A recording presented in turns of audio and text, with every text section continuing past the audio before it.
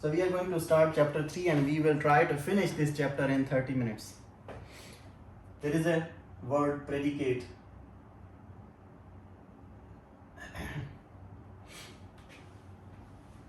Ibtisam is the student. No, I'm not asking you anything. At Wuxi University. Now, in this whole statement, this thing is the subject. These are the things you know from the English grammar. And now, except the subject, there are two things. One thing is this one. Let me say this is P of x. And another is this one, which is, let me say that it is Q of x. Then this is a subject, and anything other than the subject is called the predicate of that whole statement. So actually there are two predicates in this whole statement. One is that Ibtisam is a student, so it is the property of Ibtisam, he is a student. Another thing is combine this together with this and the whole statement. Only this statement that he is a student, I said this is P of x. So if there is no mention of the university, still this is a valid statement if Ibtisam is a student. So this is for sure he is a student. So it means still this is a statement, this part, and it has a subject, it has a predicate, P of x. Now, in addition to this predicate, if I combine this together and I complete the whole information that he is a student at Wuxi University, then together this whole thing is also a predicate. So this is, I'm saying this is Q of x. So actually the whole statement in this case, this full statement is actually comprising of P of x plus Q of x.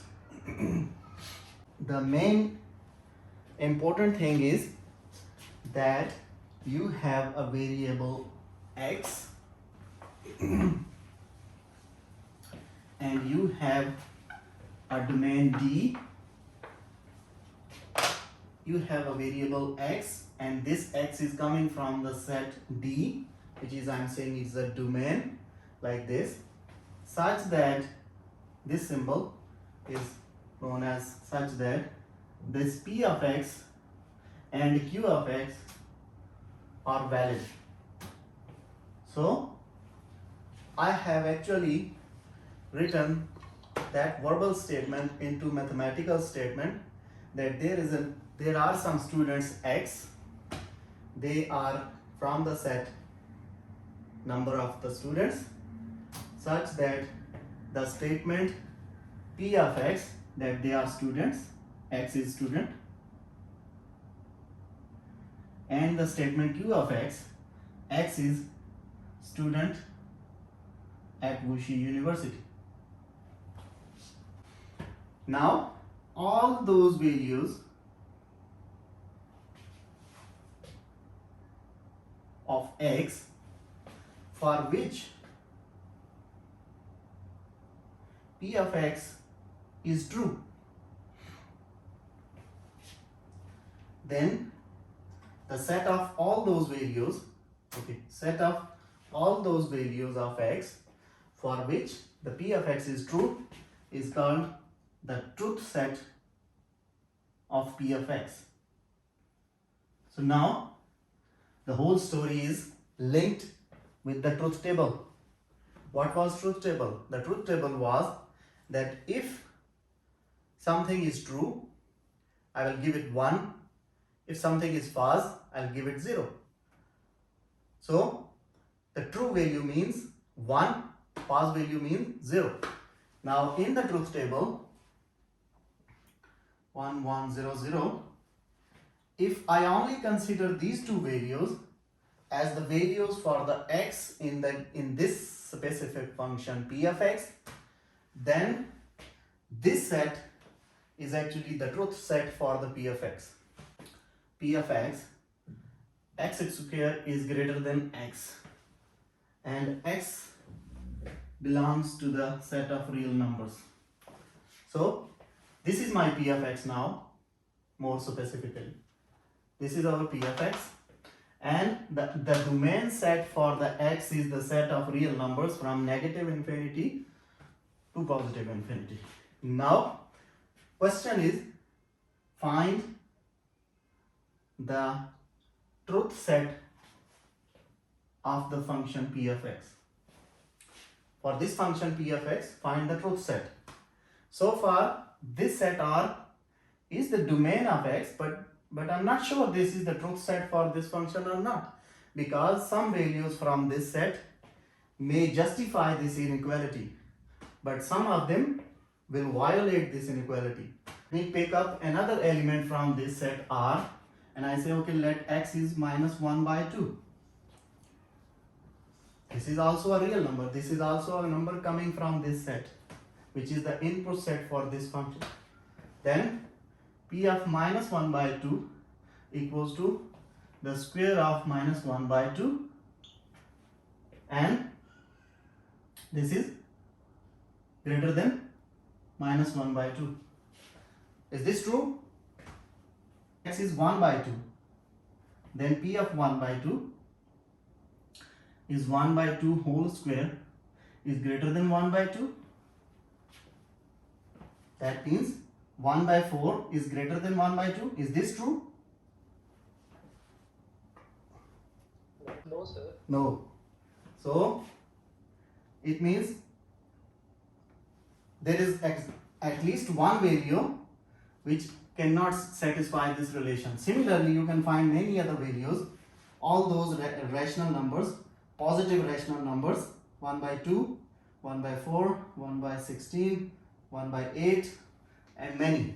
So you can find such values which will violate this rule, so you will exclude them.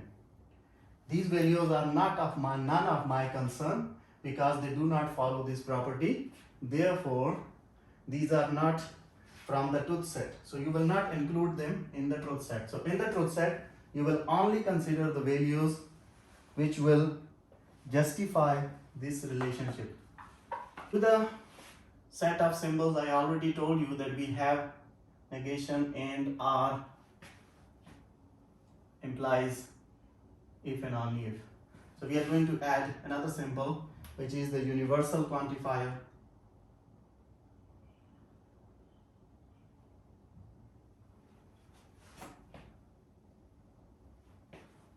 And the symbol is for all. So whenever you have a universal statement, you can use this symbol for all the values of x. Like q of x, we already know q of x, p of x, these are the predicates. So let q of x is the predicate. A universal statement is a statement of the form for all x belong to D, p q of x.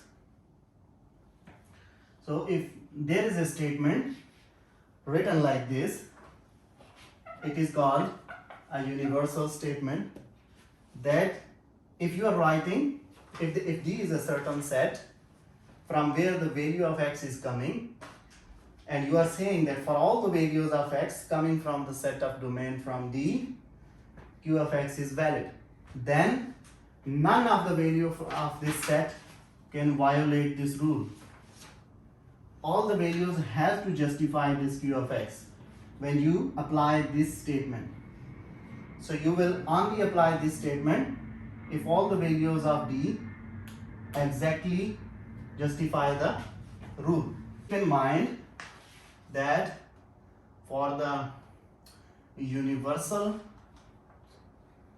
quantifier, the statement should be true for all, and only one value is enough to prove it wrong.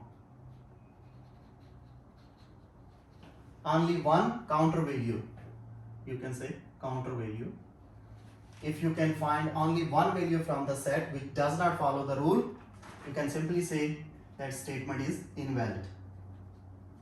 If you find any one value. Now, the second one is existential quantifier. And this symbol is the opposite E. For this symbol, the case becomes reverse.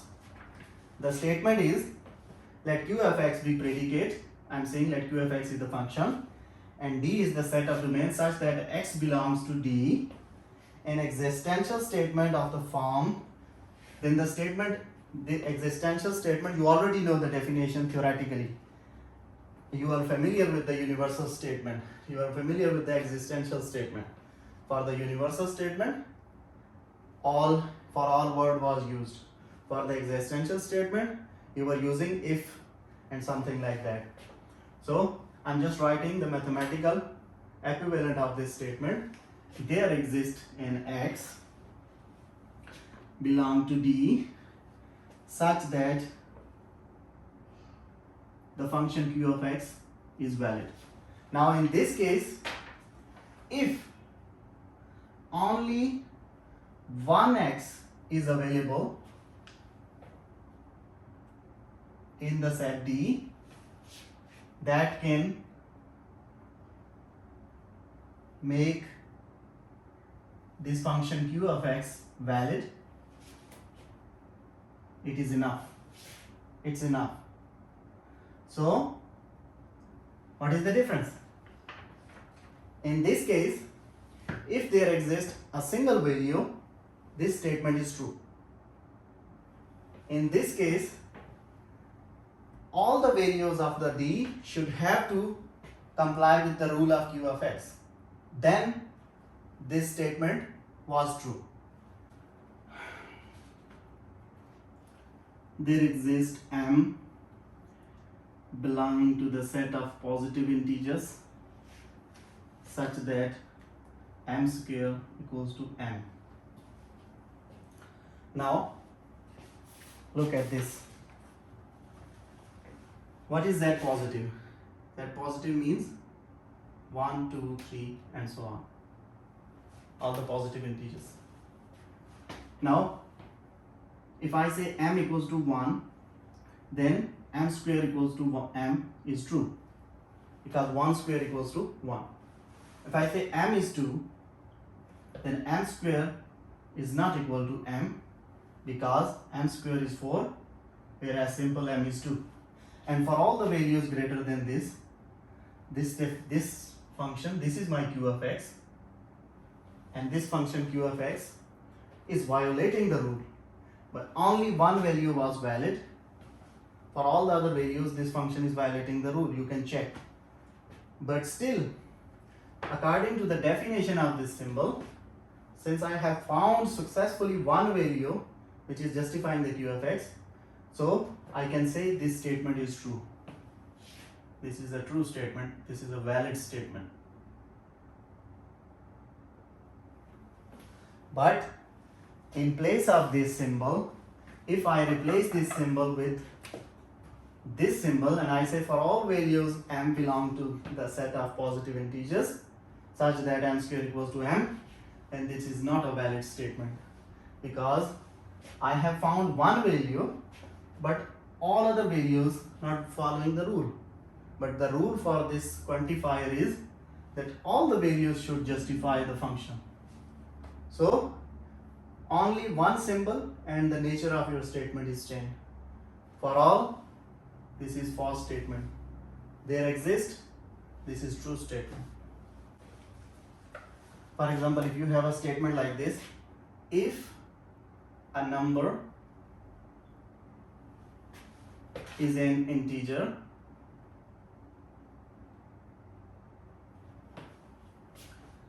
then it is a rational number.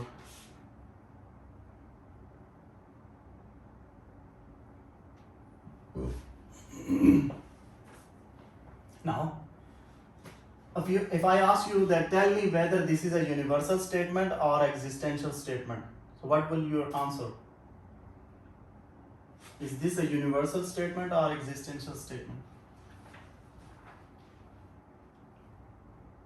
Existential statement. Why? Because of if? No, sir. Conditional statement. Universal statement. It is a universal, sir. Why? I just told you that for a universal statement there should be a word for all. Sir, conditional statement. So do you? Yeah, conditional. It is conditional, but it is a compound statement. Conditional is subject to universal or existential. So either it will be a conditional existential statement, or it will be a universal conditional statement. Whatever, it is a compound statement. But my question is whether it is universal or it is existential.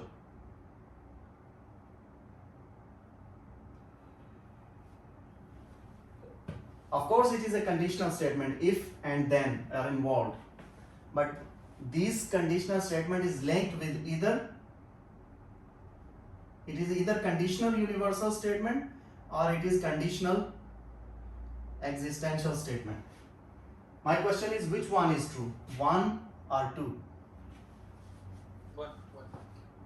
Why? One is true. So do you see for all here? If you are saying 1 is true, then in addition to if and then there should be a for all. But it is also true, like if there is number exists, then it can be rational. It's also true. Okay, yeah, somehow you are close to it. The thing is, when you are saying a number, this A, it is actually giving the meaning of for all, because this A is used for a generalized version of a statement. It is not specifically bound to a single element. It is not given a name. It is generalized. If a number is an integer, now there is no mention which number. If a number is an integer, so actually this statement in itself is saying for all, that if a number is integer means if all the numbers, for all the numbers which are integers. In otherwise you can write this first part of the statement as for all integers, integer numbers. So actually the hidden meaning of this first part of the statement is this. So whenever there is a generalized term used, if a number, then you will consider it as for all. So this statement is actually coming for all integers. If any number which is integer, then of course it is a rational number. There is written P of x implies Q of x. What does this mean? It means all the values of P of x are in the set of Q of x, because this P of x is giving me the meaning of Q of x. Similarly, there is another symbol, equivalent. If P of x is equivalent to Q of x, this means they are identical. Their truth table, their truth set is exactly equal. Relation between